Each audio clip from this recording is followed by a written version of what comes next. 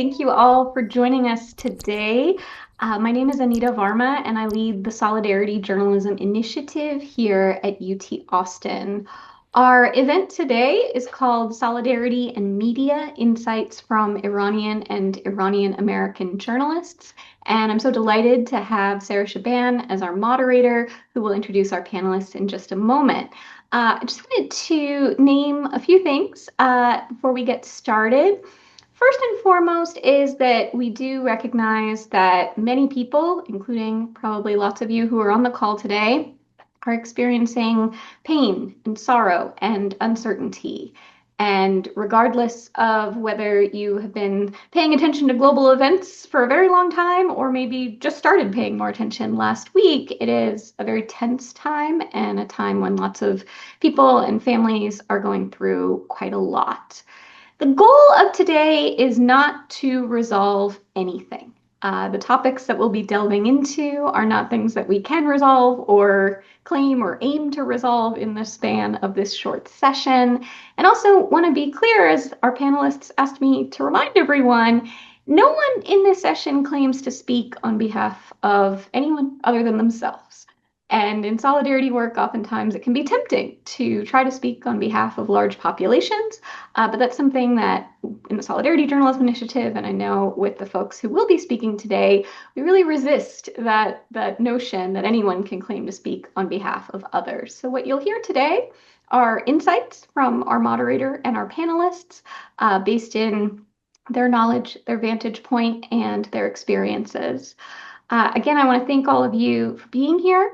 As I'm sure is not particularly surprising, in these times, it can be difficult to have these kinds of events and conversations.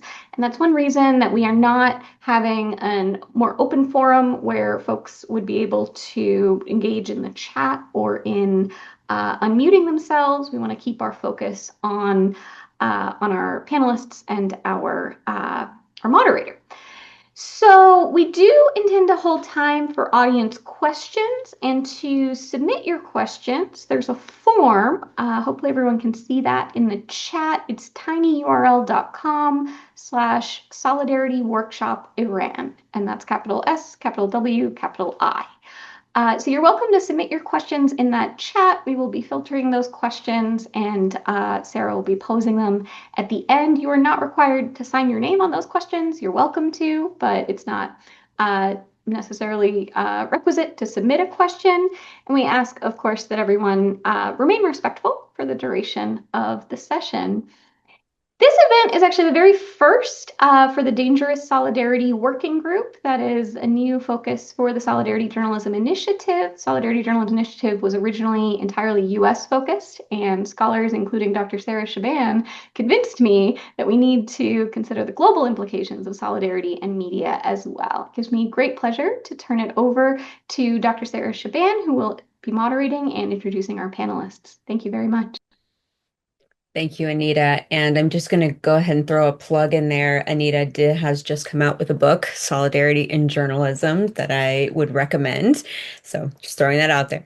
Thank you everyone for joining us today. My name is Sara Shaban, and I am a fellow at the University of Washington's Center for Journalism, Media, and Democracy, and also a media studies researcher focused mostly on the Middle East, specifically Iran. Today, we have the privilege to hear from two Iranian journalists, Neda Toulousamnani and Kourosh Zabari. Neda is an Emmy Award-winning author, journalist, and professor. I've read her fantastic memoir, They Said They Wanted Revolution, which I highly recommend. And she's also published in the New York Times, Vice News, The Washington Post, among others. She is also currently an assistant professor of journalism at Penn State University. And we also have Kourosh, who is a journalist, media studies researcher, and a New Lines magazine and Foreign Policy magazine contributor.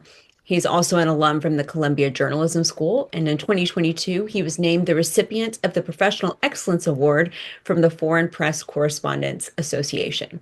Now, I could go on and on about the accomplishments of these two, but I'm ready to jump in and start our conversation. So today we're focusing on solidarity journalism and Iran. And I don't know about some of our audience, but I personally have seen many conflicting narratives on what it means to stand in solidarity with the Iranian people.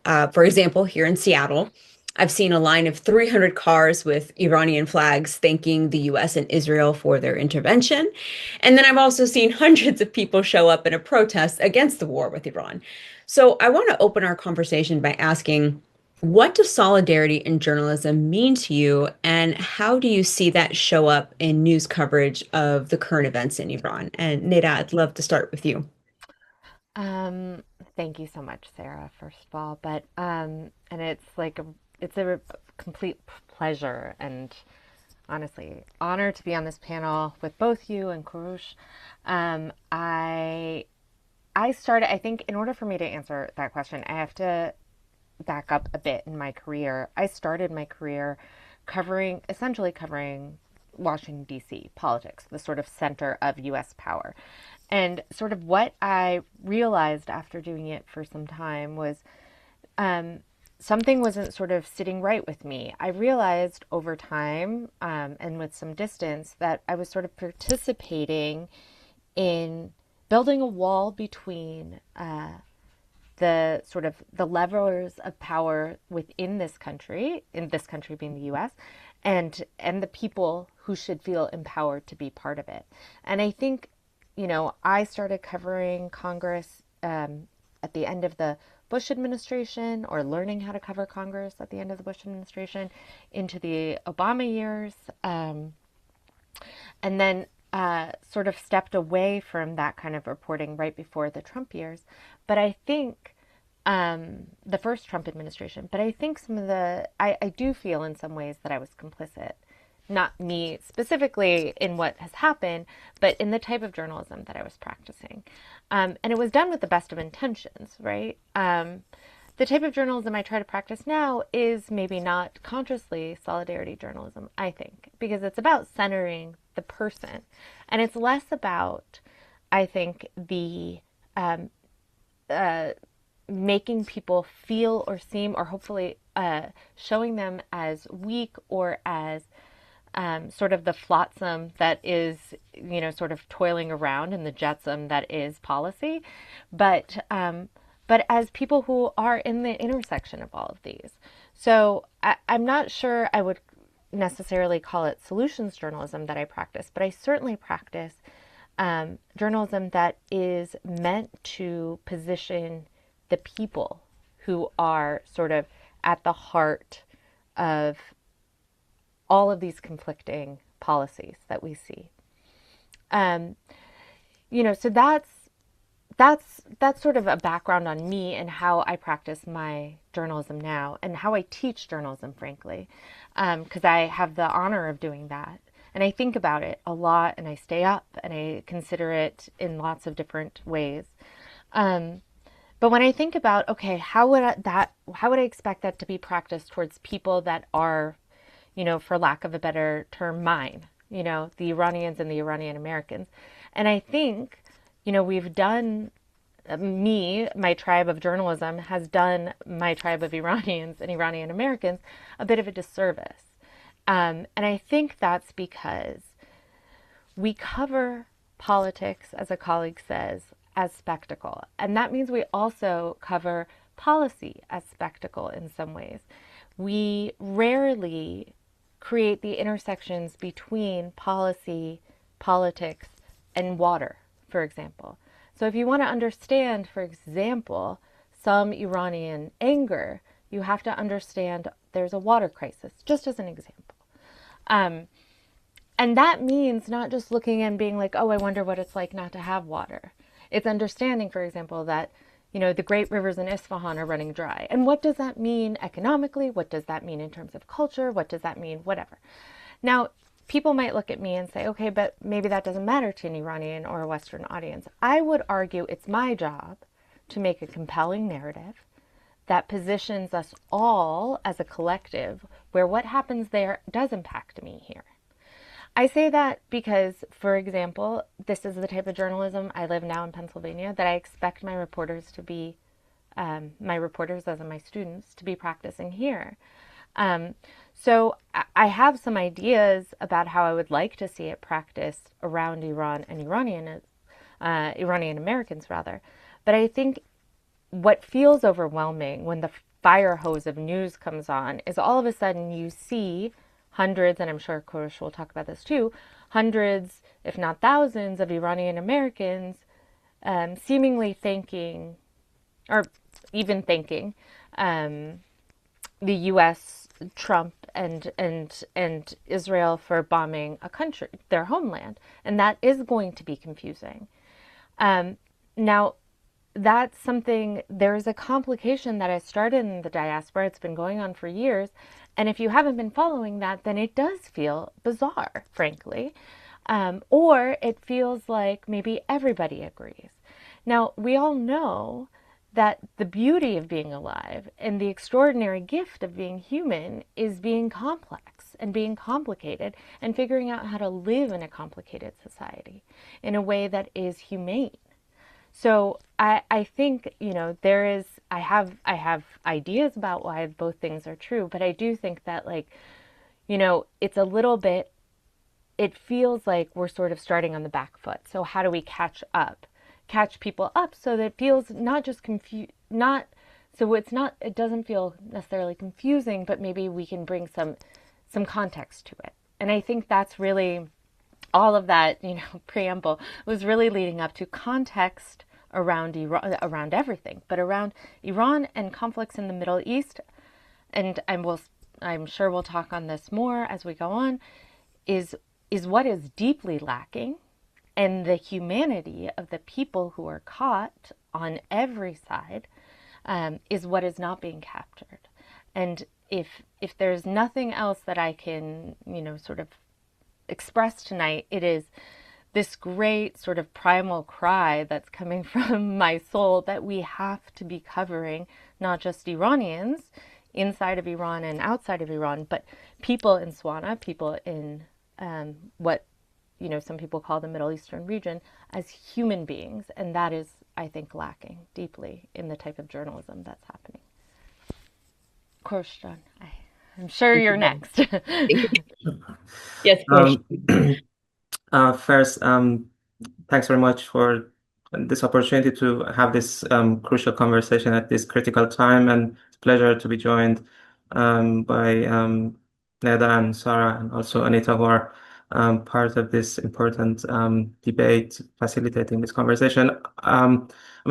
I definitely echo the sentiments of Neda in terms of us as journalists having been part of the problem, actually, to acknowledge it quite firmly and to be honest and to admit that had it not been for our role as a part of the narrative and those who are cultivating this public discourse around global fault lines, many of these crises could have been prevented. I'm not saying that we directly played a role, but I'm saying that the collective activities we've been doing over decades in terms of portraying foreign lands, foreign cultures, foreign countries, and the sort of terminologies that we've invoked and we've concocted and over time institutionalized to refer to people, ideas, concepts, places, they have actually played a role in the current moment of global and universal upheaval. And we should also acknowledge that this is a moment of universal unrest, not just because of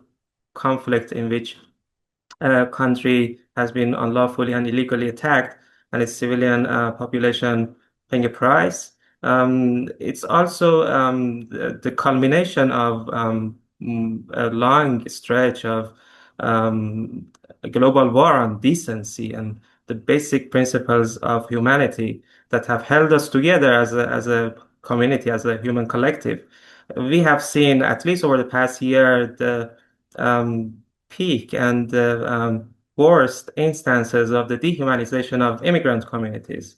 We have seen a global war on not just here in the US, but pretty much everywhere on minorities, on religious groups, faith identities being smeared, and the idea of immigration being criminalized.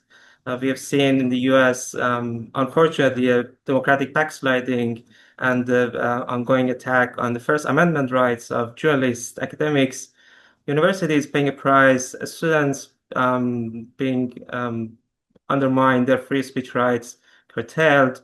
And also, I mean, a rhetoric of irresponsibility in which the sovereignty of other countries is being treated as not even taken for granted, as being treated as a frivolous laughing stock. The country talking about annexing its neighbor as the 51st state. I mean, that's something that wasn't even part of the discourse before. It couldn't be conceivably mentioned. Or just deploying military forces to take over Greenland. I mean, all of these appear to be a surreality, but it's pretty much what characterizes our time, which is why even the war on Iran, despite its immorality, despite its um, um, cultivation of a space for the violation of human rights of the people of Iran, has also been um, the continuation of this trend in which we see AI, the gamification of violence, being part of the narrative.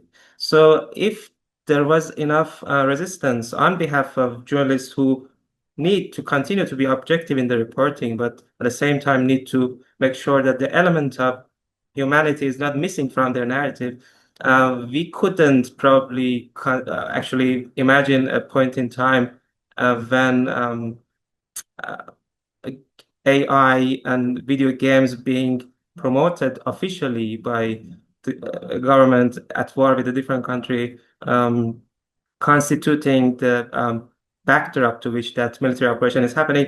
And aside from this aspect, I'm also, again, echoing the sentiments of our other panelists, Neda, who mentioned the humanity of the people. That's unfortunately what's always missing in media coverage, and I'm not sure why, because that should be the center of our conversations. That ultimately we're all doing this for the sake of improving the state of humankind, to have and to generate a more educated future generation, a future in which children can thrive, in which children can have the chance to exist and live to see a better world. I mean, speaking in every term and in every perspective, um, we should really go back to the principles that define the values in which everyone is claiming they are deriving their inspiration from: religion,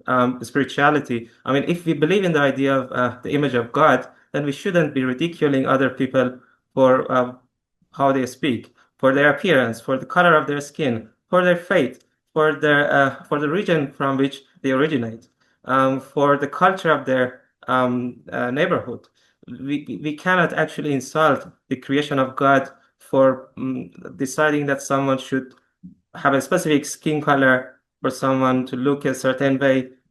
So if that's normalized as part of a discourse in which the most powerful decide who should have the opportunity to express and to exist, um, that's certainly a failure also on behalf of us as journalists, not challenging that enough, because that's our responsibility, and on different under the excuses of different objectivity considerations, we are not doing that powerfully and persuasively. Thank you, Krosh. And we'll get into that a little bit too, the rebuke or the reckoning of journalists. But first, I want to get into this question that I think many Americans, I imagine some of the people who are in our audience today, they find the situation of what's happening with Iran pretty confusing, right? And they've noticed that there aren't any, or I hope they've noticed that there aren't any quick or easy explanations to this. So could you each explain what makes this a complicated moment, particularly for Iranian people and Iranian American people, or people just part of the diaspora, the Iranian diaspora in general? Sarah, that is such a big question. I I think it's worth saying it is a big question, and I think going back to Korsha's, heartfelt and very fair critique of how journalists have approached big global moments, which is, I called it context. I think what Kors said about like it's not being objective, not to challenge people, right? You still have to challenge people and hold and show them, you just said this, but what about this? That holding to account has to happen at every level to varying degrees. But I think a quick and dirty, and Korosh would probably know this better. I mean, he grew up in Iran. I left at 3. And I only lived there for a brief period as an adult. So there's stuff within the country that I just don't know and haven't lived.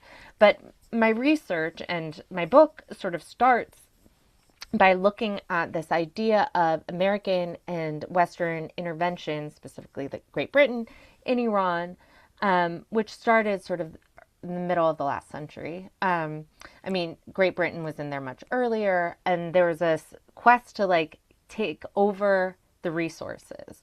And, there's plenty of books out there that have talked about BP, for example.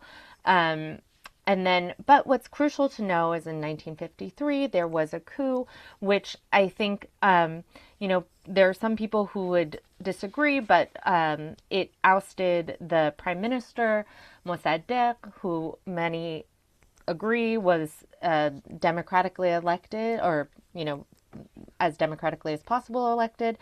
And he was removed. Now, the other thing I think that's really important to know that people don't seem to give any consideration for is that it took several times over the summer of 1953 to oust him. It wasn't a simple coup, because coups rarely are. And it was... Now, Neda, can I just ask a clarifying question before you continue? Sure. The coup, who was involved in the coup? Yes, it was, well, what I was going to say was that it was Great Britain's idea, I guess you could say, and it was carried out by the U.S. And you could say it was the CIA, or at least a nascent CIA's first real attempt at asserting their influence abroad. It was, you could argue, it was its first coup. And in a lot of ways, what happened in 1953 is still being litigated now. I would argue that the U.S. and Iran have been tightly interconnected since the summer of 1953 because the U.S. made this gamble. We are going to come in and we are going to assert, this is, again, some of this is my opinion, but a lot of it is supported by facts, documents that have been released over the last 25 years. And so, the U.S. went in and said, this is the thing that we are going to do. And you guys, and we are going to be, we're going to have this close relationship. Now, within 10 years of that happening, you had the rise of a conservative Islamist group led by Khomeini in 1963. He goes into exile. He eventually is in Iraq, and then eventually is in Paris. And then at the same time that that's happening, you have the Shah, and the Shah, who has a very close relationship with the U.S., and is in the process of modernizing Iran, sort of by hook or by crook, you can argue. And, I don't really want to get into the diaspora's arguments about whether or not this was a good thing or not. I'm trying to be very respectful of everybody's opinions, but there are just things that are true within this timeline. And of course, please jump in if I'm getting anything wrong. And then over the course of, the 1970s, there was a growing movement that was against the Shah. It wasn't, it is important to note, just Islamists who were against the Shah. There was a growing unrest. People were hungry. There was an education crisis. There was, there were resources, as we see in many capitalist countries, where certain people had more and certain people have less. And that doesn't feel good. So over the course of decades, a movement to oust the Shah happened. The Khomeini came back, and I will say he was the most powerful. And here is what I have to say about a power vacuum. In a vacuum, the strongest who can hold a society together tends to win. Now, what happens on the other side, we've seen in other countries, I think in the region and beyond. But I think it's important to know that Iran wasn't just a passing part of American history. It's not something that we passed along the way into like superpowerness. It was integral to our, and when I say our, my American part of my hyphen, the American part of my hyphens, it was integral to our asserting our power across the world. Um, and that was very much a part of the Cold War as well. So I don't think you need to know all the ins and outs of it, but I do think it's worth knowing anyway that this started a very long time ago. It is complicated, and it is still being played out. In some ways, we're still seeing the shadows and the vibrations of that summer now. But Kurush, yeah. Of course, I would add to what Neda said by noting that, especially because at this moment, as there's a conflict involving the two countries, and there have been over the years many people who try to just introduce some degree of understanding between the two nations so that this exact moment could have been prevented and the prospects of reconciliation and improvement of ties could still be preserved. It's important and imperative that we understand the context, not just the historical context, but also the more recent history of Iran, which is one of a nation always characterized by misunderstandings and mischaracterizations and unfortunately bad portrayals in the media. And that's my constant argument that had it not been for a pattern of misrepresentation of Iran and Iranians in the global mainstream media, especially in US corporate media, maybe the direction of relations could have been different. But regarding the context, again, in recent history, just because Iran is kind of grouped together with a couple of other nations, including China and Russia, as one of these authoritarian strongholds, I would say that we should also distinguish the differences because not just, I mean, for the sake of differentiating between these nations, even inside each nation, there are so many layers of diversity and heterogeneity that we cannot make these broad generalizations about entire regions or countries. Iran is a nation in which the political discourse has always been defined by dissent, disobedience, resistance to power, um, lack of tolerance for bullying and arrogance, whether domestic repression or foreign intervention, which partly kind of explains the reasons why people are disgruntled at this moment, both caught in the crossfire of foreign intervention, something that they didn't really invite or call for or overwhelmingly endorse, and at the same time reeling from the authoritarianism that has been crushing them for years. But Iran, in the recent years, if we paid close attention, has been revolting and has been resisting. So there's no valid argument, no case to be made that the Iranian people didn't do enough.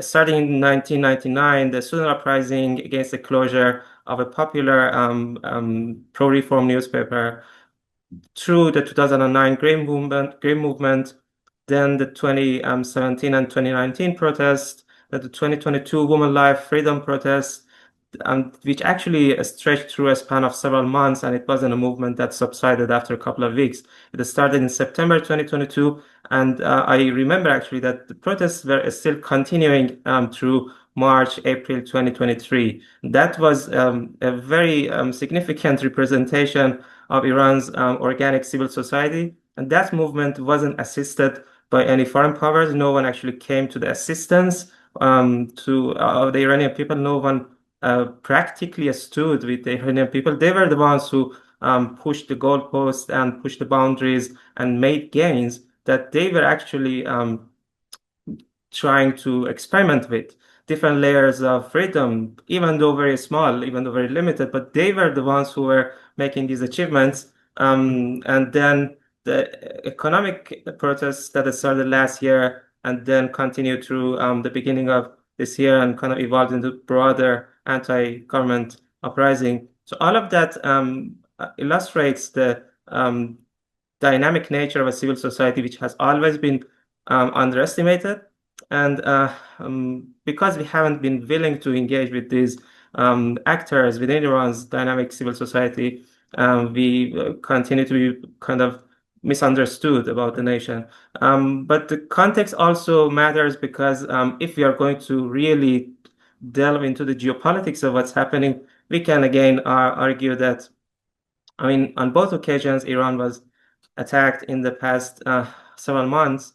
First time, June 2025, Iran was part of a diplomatic process in which it was trying to kind of come to an understanding over its contentious and controversial nuclear program. So I personally argued against, as a writer, as a journalist, that it's simply a waste of Iranian public funds and taxpayer money. But I mean, that's a different question why the country is still insisted on this program. I'm not really going to delve into that. And this time again, Iran was again part of an active diplomatic process, a negotiation with the US government.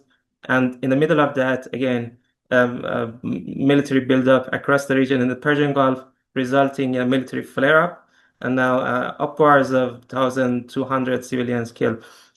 So the context matters because had it not been just the role of real estate developers uh, without having any knowledge of a country with which they need to conduct international relations, foreign affairs, diplomacy, negotiations, maybe some people who actually understood the country, its culture, its people, its leadership, they could have made better decisions. They could have provided better advice to the decision makers at the White House. Maybe that's not the best way to conduct ourselves. Maybe that's going to be counterproductive. Right now, I mean, as we are in the middle of this conflagration that has engulfed the entire region, there's no guarantee that people in Tehran, a city of 10 million people, in which an acid rain actually precipitated by an attack on an oil facility, are going to even have access to the means of ensuring they're going to be physically healthy in the next 10, 20 years. Scientists are already warning against the chances of increased cancer probability for Tehran's children who have been exposed to this um, chemical substance dissipation. So, I mean, then imagine how these children are going to ask questions in the next 5, 10 years about why we are in the middle of this ongoing stretch of hostility with the US, and how their parents are going to explain to them what the root of this crisis was. Why are we not coming to terms with each other? Why do we continue to be in this cycle of animosity? So, what's happening today may be a response to an urge, an impulse to get rid of a problem that has been bothering everyone for so long. But let's look to the next 10, 20 years and try to kind of imagine what the effect would be, especially in terms of the public sentiment and its impacts on the future of Iran-US relations, when hopefully at some point there would be more reasonable actors ruling the two countries. But are we going to be able to erase these feelings of resentment when already Iranians are still talking about the 1953 coup? Thank you, Krosh. So if anybody has any questions, please type them into the tiny URL. Click on the tiny URL and enter your question. I'm just going to tell you right now, I'm going to skip my last question because all the questions that are coming in are much better than the last question. So we're just going to go there, okay? So both Neda and Karosh, you've discussed the importance of centering the human experience and providing context. So is there a different organizing principle or tenet other than objectivity, which I think both of you know how I feel about that, that we should consider for journalism? And can solidarity serve that purpose, or are there other principles that we should be directing our students and others in our industry towards to have more human-centered journalism? And my instinct is to say yes, but I don't. Let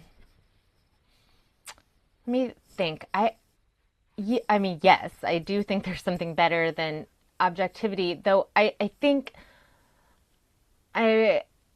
when people say objectivity, I want to also, give old school journalists, some real credit for what they meant by that. I think there was a time when, it's a bunch of dudes, frankly, in a newsroom covering a bunch of dudes doing things. And so, yeah, you can be objective if you guys are all sort of at the same level with some, varying, maybe it isn't a small thing, but some economic disparities, but you can still see sort of you guys have the same set of rights going into it. Where I think objectivity is used against us is when you start coming in with different levels of, not to use the another buzzy word, but privilege, right? So if I'm covering I don't know, a Black community in West Baltimore, and I am coming in, I have to be aware of who I am in any given place, right? And so I don't know that, part of it is understanding. So if being objective is going in and asking a bunch of questions, and one of my colleagues, Maggie Messick, calls it shut up and listen journalism, then that is what I do. That is what we should be doing. In fact, I think that is where we start. I mean, Korosh gave this, I think between me and Korosh, you got, 70 years of Iranian history in less than 10 minutes with, nothing really, that I haven't seen. I mean, I don't watch a lot of, I teach broadcast and I don't watch a lot of cable news, in fairness, but I think one of the things that I have noticed in, for example, cable news, and you can blame it on the format, is that there isn't enough space for context, for history, for voices. And I disagree with that. I absolutely disagree with that. I think it's very hard to do in the way that we've constructed our journalism now, but I don't think it is impossible. And I think that when I was writing and producing for Vice News Tonight, I think we weren't perfect, but we were able to do it. And some of that was the formatting. We spent a lot of time trying to center people. We always did stories with a strong character in the center. We also gave time. And I think, we do live in a bite-sized culture now, but that doesn't mean that we as journalists put up our hands and say, well, we can't do anything. I mean, Korsha's right. Listen, why haven't I heard? I've seen the images of the black rain, which is oil, falling down on Tehran. We know, for example, because the president in Hegseth said that Tuesday was the most violent day so far in this war. We know that it's probably, we know what's happening in Lebanon, right? And some of it, okay, fine. We're turning it around really quickly. We're trying to get news out immediately. But some of it is our job to figure out, how do we get the voices out of there? How do we explain, like what Korosh said? I don't know how many of you knew that it's, I think if you think about it for 2 seconds and you think about tar and oil in the air and what it does to a lung, then sure, you would be like, it seems like maybe there's a cancer question here not that long down the line. But we know at minimum it's an environmental catastrophe.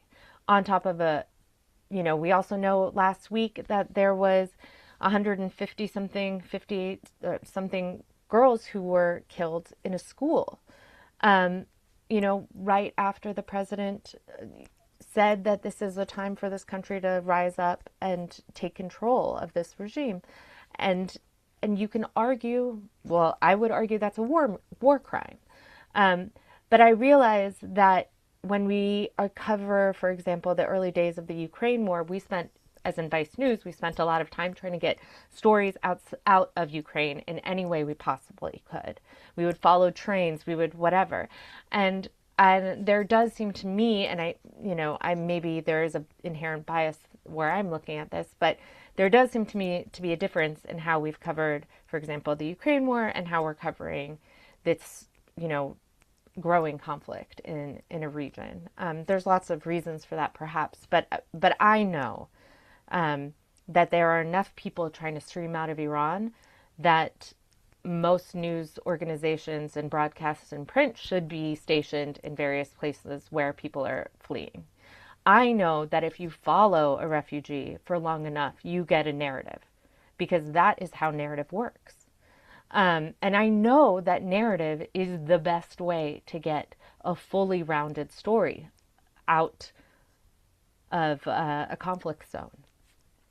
And so I do think some of it, unfortunately, is difficult, but I think solidarity journalism, I would assume, would require that level of ingenuity and commitment from the journalist. And I'd add to this by saying that objectivity per se isn't, I mean, something bad or something that is outdated or something that's impossible to achieve.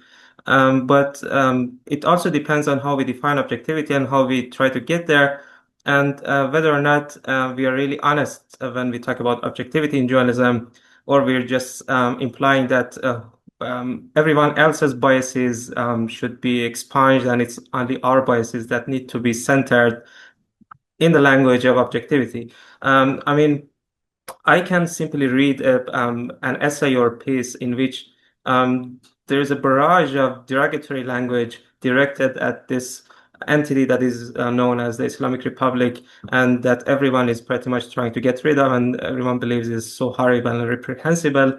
And I may not feel that it's actually echoing or is resonating or is drawing sympathy, because it's just a performative piece written to provoke anger and frustration. But if I read facts, if I read the numbers, what this government has done to its people, or just an anecdote from a real person telling their stories, that's actually journalism that we are missing.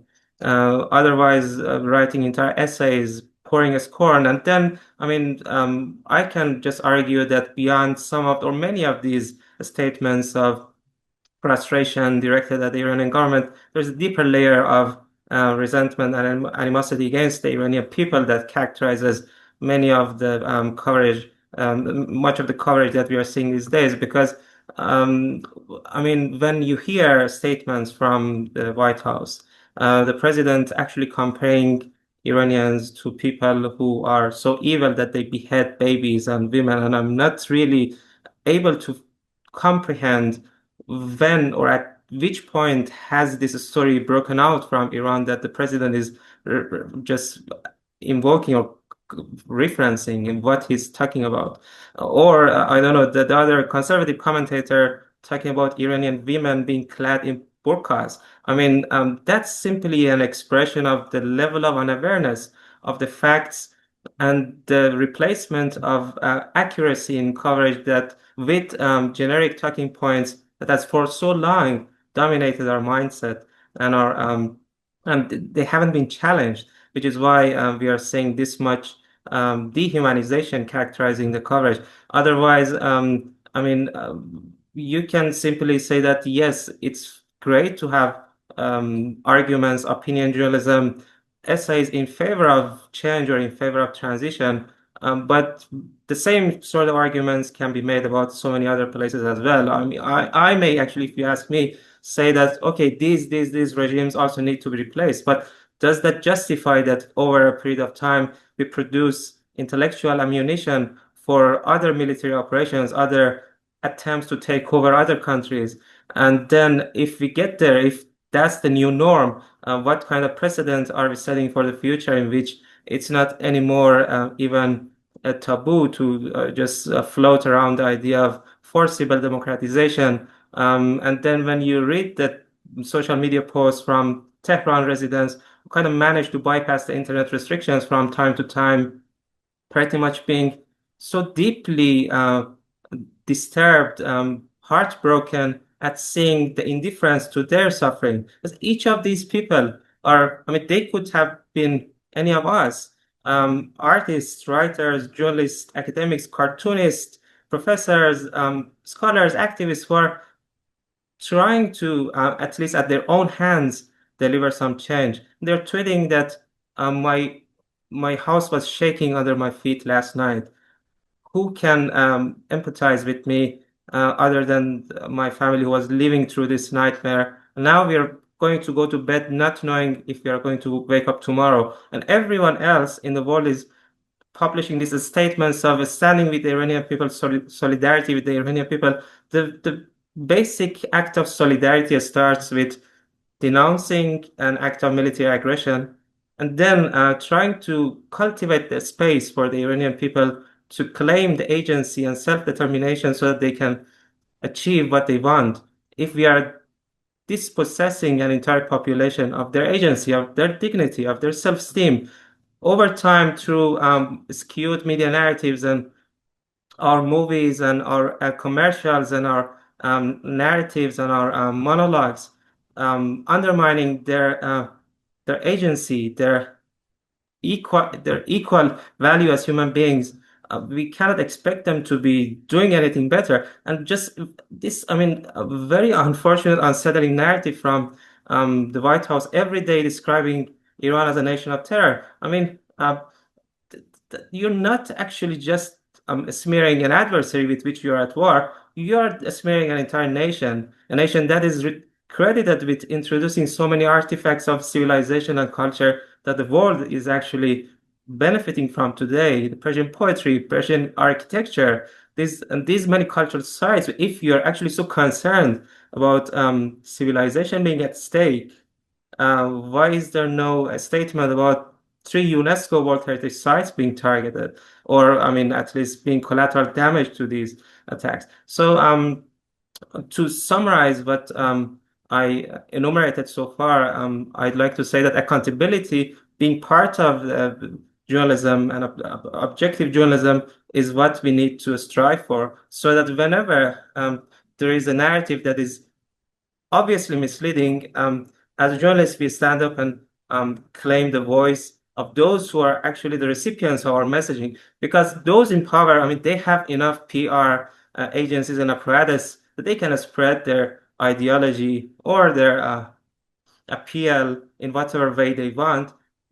They do not need us to do their additional PR activity as well. We as journalists need to be not just the voice of certain segments of population, we need to be the voice of our principles. So if we are hearing a statement from a government official making a fallacious claim, you just need to call it out, just as the New York Times reporter, the White House reporter yesterday did, calling out the president on a claim that he just immediately withdrew from, because under sanctions, Iran doesn't even have access to Tomahawk missiles to drop on its own schools and people. So, I mean, that was just something that was neutralized immediately after the president made a claim that wasn't true. So I would say accountability needs to be part of our narrative whenever we talk about the sanctity and importance of objectivity. Sarah, do you mind if I just, one thing that Kourosh said that I think might be, so one of the things Kourosh said earlier is this villainization and going after immigrants in the US and obviously abroad. Now, I think one of the things that we have to, as journalists, as Americans, or as people who live in America and the West need to understand is now we have a whole region in turmoil and people are fleeing. And we know, right, that Iranians are not allowed to come to the US. So to me, I haven't seen anyone really dig into what does it mean to have a policy where you have said that this passport is not allowed, that people are not allowed to claim refuge, but you are telling us that God is sending you and your troops there to destroy this country and this people in words, in language that is at least hinting towards something of an ethnic cleansing. I need people to be reporting on this. I need people to be saying, well, where do people go? Or are you saying that you want to wipe us out? This is actually an excellent transition into what the next question I'm going to attempt to ask. I'm trying to blend some of the questions because there's a lot of them and there's a lot of good ones. People are not a monolith, right? Americans are not a monolith. I certainly hope that what one American says doesn't represent me. Iranians are not a monolith. The Iranian diaspora is for sure not a monolith. And so it begs the question too, what is solidarity journalism supposed to look like? And is it actually possible when there are these intense divisions, whether that's politically within the US, within the diaspora, within Iran itself? Do we think that journalists are inevitably going to alienate some people? Is there a way to actually do impartial reporting? Is that what we're going for? Um, is the goal here, is journalism supposed to end this war? Like what is the point of journalism right now? And Neda, you brought something up that was really interesting towards the end, focusing on stories, particularly for American journalists, about not allowing people with an Iranian passport into the US. Is that is focusing on stories like that? Is that what solidarity journalism looks like? Not that solidarity journalism is monolith either, but yeah, what is this supposed to look like right now, and how can we be advocating for better coverage? Um, I was actually going to say, of course, you should go first. And please jump in, unmute, jump in. We'll make this a dance. Um, I I think that's one story I really want to see. I'm preoccupied with what's happening with immigration and customs enforcement in my own community, but just generally, as Iran was in the midst of the economic protests, I was torn. My heart was sort of broken in two between what was happening in Minneapolis and across the U.S. and then what was happening in Iran, and so I have several sort of stories that I was thinking about, though I haven't quite made the next step in actually reporting them, about how the way that we're reporting, the way that we're receiving news is actually changing our brains, how we process grief, and how we process horrors. So that to me is like, if we're already, sort of reprogramming how humans are processing horror, how can we, does it, why would anyone care what's happening to one person? Sort of. Is that, the trick of the algorithm? So that's something that I'm preoccupied with, but I'm also preoccupied with hypocrisy. When you put everything else away, I think Korosh would agree with this, is like what he is covering. He'll be, and you should read his work, but what he is covering is, day-to-day news on the ground, in this way that is, I think, for most people, a heroic thing to do, especially from abroad and about your homeland and watching what's happening now. So I so admire, and my heart really breaks for what we have to do when it's ours.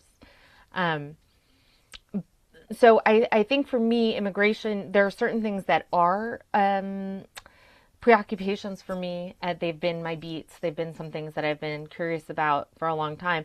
But I'm very interested in the hypocrisy of all of these governments and all of these peoples. And I'm very aware of normal people being caught in between. Um, my students are very scared about politics. They don't like covering news. They don't like covering politics. And I always say, they scare you so you won't cover them. But you have to cover them. You have to read every piece of legislation that is in your beat. You have to go sit in a school board meeting, because school board and school district meetings are where this nonsense starts. You know what I mean? Like, you have to be there, because I'm not an advocacy journalist, but I advocate against silence. And so that is where I think it's not maybe exactly the definition that Anita and the solidarity journalists have, but I think at minimum, we call people on hypocrisy and we advocate against silence. Krushta. Yeah, we have a few minutes, Krosh, if you want to. Sure. I exactly echo the same sentiments, and I agree with Neda on the importance of countering hypocrisy and double standards, which are being embedded in our day-to-day narratives, because they are being standardized by those who actually have a claim to power, those who can do it.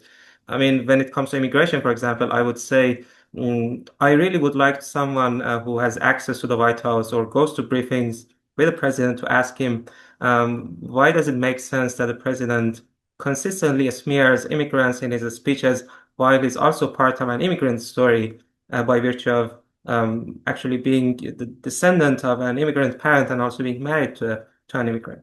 Um, Same way with the Iranian diaspora, the story of Iran, which Sarah actually constitutes the backbone of your question.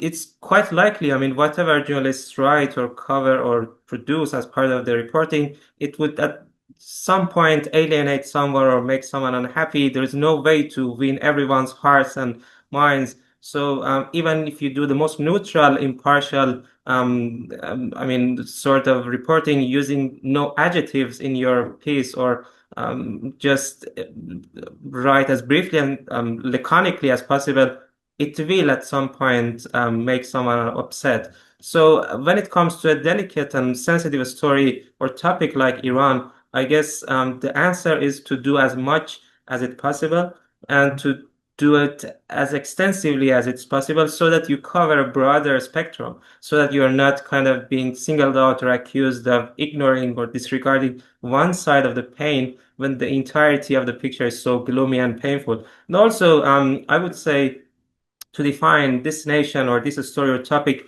only in black and white terms, and at the same time, just submitting to the magnitude of negativity that exists here is also a mistake because I've also been arguing that we are not really centering human voices inside Iran who, in the middle of the tragedy, are doing magical, wonderful things.